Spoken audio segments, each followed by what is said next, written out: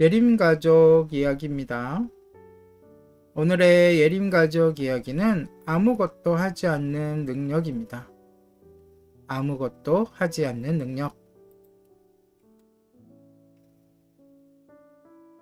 서머싯 몸은 작가이죠. 서머싯 몸은 과자와 맥주라는 책 왼편에 나와 있습니다. 달과 6펜스, 과자와 맥주. 이 책에서 한 여자를 다음같이 묘사하고 있습니다. 그녀는 아무것도 하지 않을 수 있는 능력을 가지고 있었다.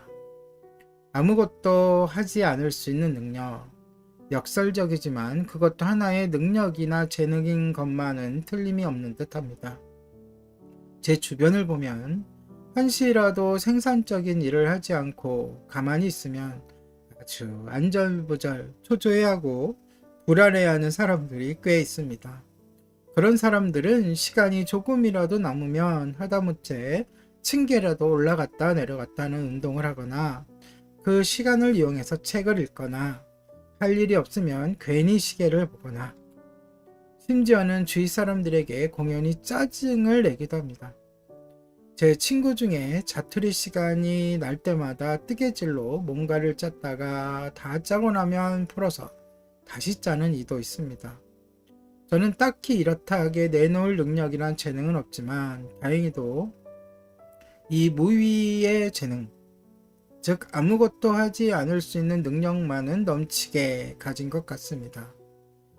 재능도 유전이라면 저는 돌연변이에 속하는데 우리 부모님이나 형제들은 전혀 이런 재능과는 거리가 멀기 때문입니다. 이북에서 내려오셔서 맨손으로 자식 6을 키우신 우리 부모님은 더할 나위 없는 부지런함의 표상입니다. 우리 형제들도 마침 손에 잡힌 일이 없으면 일부러 찾아서라도 해야 직성이 풀리는 성격들입니다.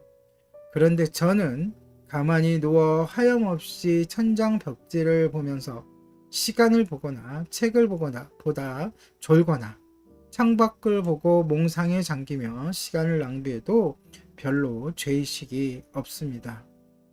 아니 죄의식은커녕 제발 그런 시간이 오기를 고대합니다.